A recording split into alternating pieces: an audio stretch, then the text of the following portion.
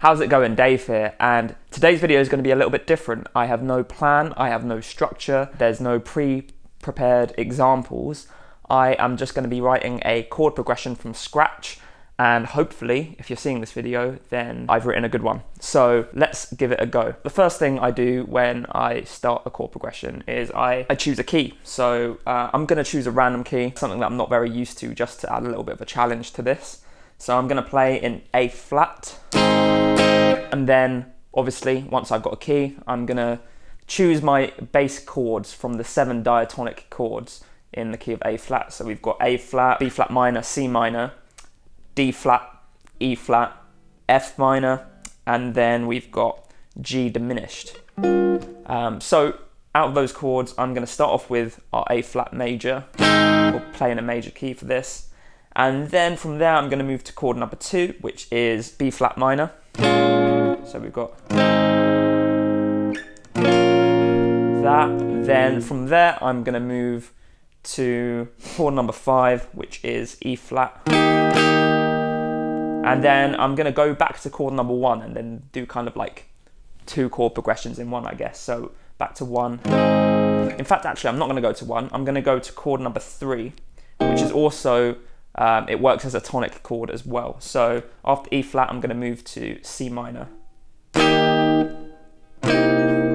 And then after that, I'll go to chord 4. So we've got, so far we've got 1, 2, 5, 3, 4. So. And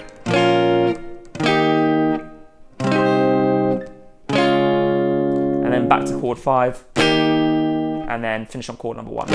Okay, so all together we've got chord 1, chord 2, chord 5, chord 3, chord 4, chord 5, and then back to chord number 1 again. In terms of the chord qualities, we've got a tonic chord, then you've got the predominant chord, then we've got the dominant chord, then we've got the tonic chord, then the predominant chord, then the dominant chord, and then finishing on a tonic. Alright, so then the next thing I would do after that is add extensions to all of those chords. So turn them into like 7ths, 9ths, 11ths, 13ths, whatever works best. So let's do that. So I'm going to start off with an A flat major 7, I think. How does it? Yeah. What? Yeah, actually that sounds really cool. That's something I've just come up with now. So I'm going to play the A flat major 7, but then turn it into an A flat major 13. So. And then I move to my B flat minor. So the B flat minor could work well as a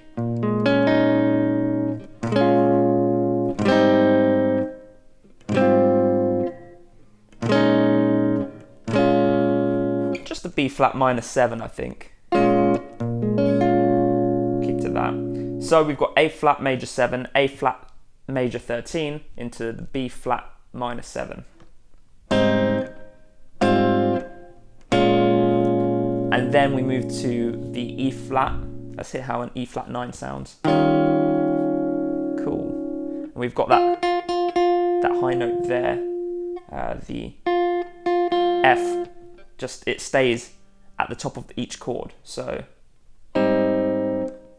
there we go. We've got the F at the top. Then on the B flat minor, we've got the F on top as well. And then for the E flat 9, we've got the F on top as well. So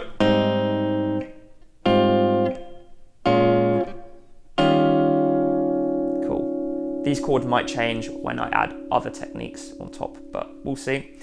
So then we move to C minor. That's a C minor 7. What about if I play the C minor 11?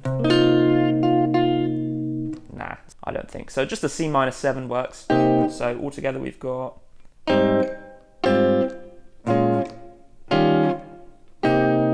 okay.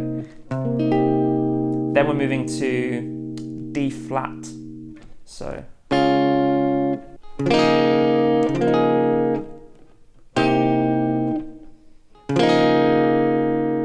I really like that 6/9 chord actually, so I might keep that. So D flat 6/9, and then keep that A flat at the top of the chord and play an E flat major, no, an E flat 11 chord. So, and then finish on our A major 7 again, A flat major 7. So altogether we've got A flat major 7 to A flat major 13, then we've got B flat minor 7, then we've got E flat 9, then we move to C minor 7, then we play D flat 6 9, and then we play E flat 11, and then finish on our A flat major 7. Okay, so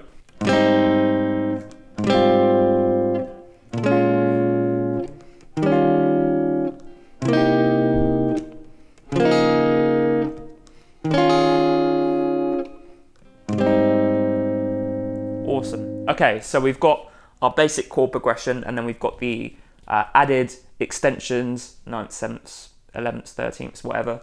And now let's add some cool little techniques that I have in my back pocket to just spice this chord progression up even more. Let's see what I can do between the A flat and the B flat. Okay, so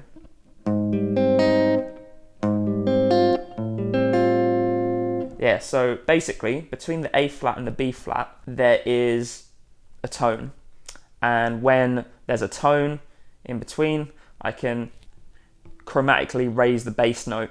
So it's going A flat, A, B flat, and I don't really know what chord I'm making here, but then it leads nicely into the B flat. So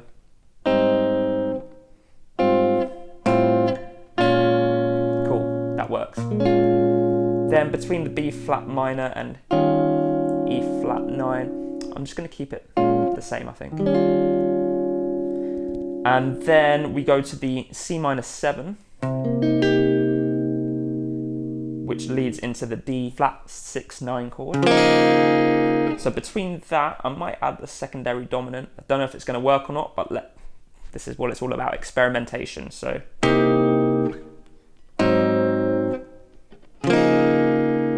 okay, it's not too bad. If I make that an even spicier dominant chord, so an altered dominant chord, A flat 7 sharp 5 chord. That doesn't work. How about A flat 7 flat 9? Try that. No, that doesn't work either.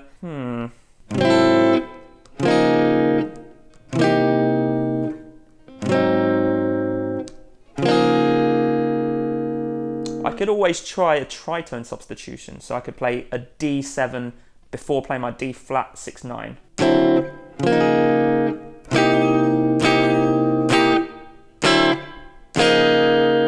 Okay, that's not working out for me, and that's fine. I can just go from C minor 7 into my D flat 6 9. And then from the D flat 6 9 to the E flat 11.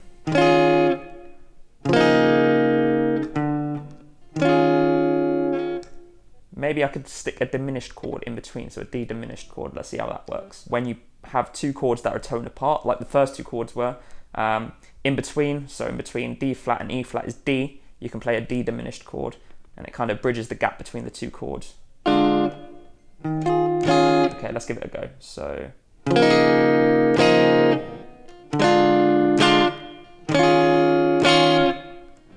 okay, I think that sounds okay.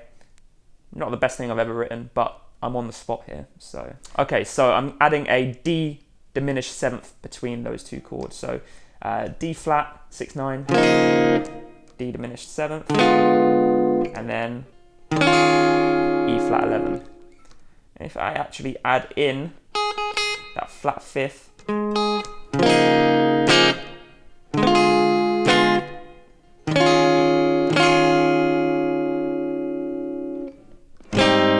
cool, that sounds good.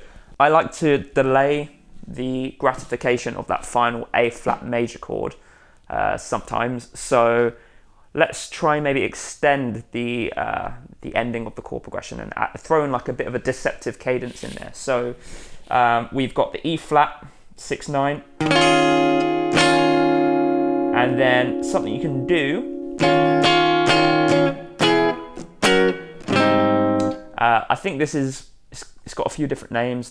The double backdoor cadence, or Signal's music studio calls it the Mario cadence, because it's the chords in the bit where it goes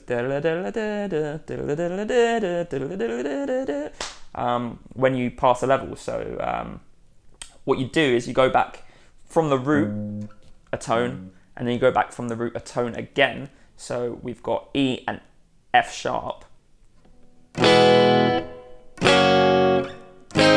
So, and they're both major chords, so we play E flat major and then F sharp major before we hit that final A flat. That being said, after that E flat 11 chord,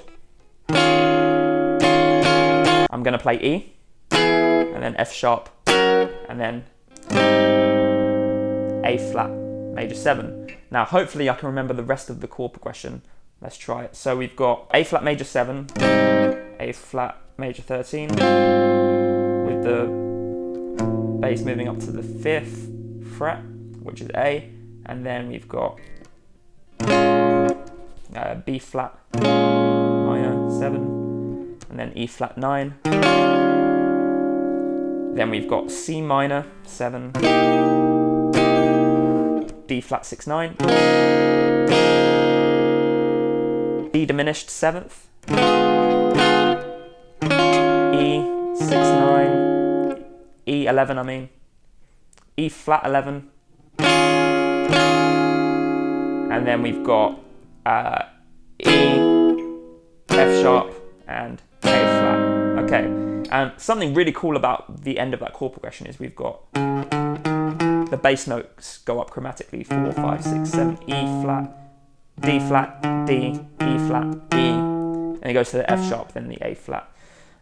So let's hear it all in action.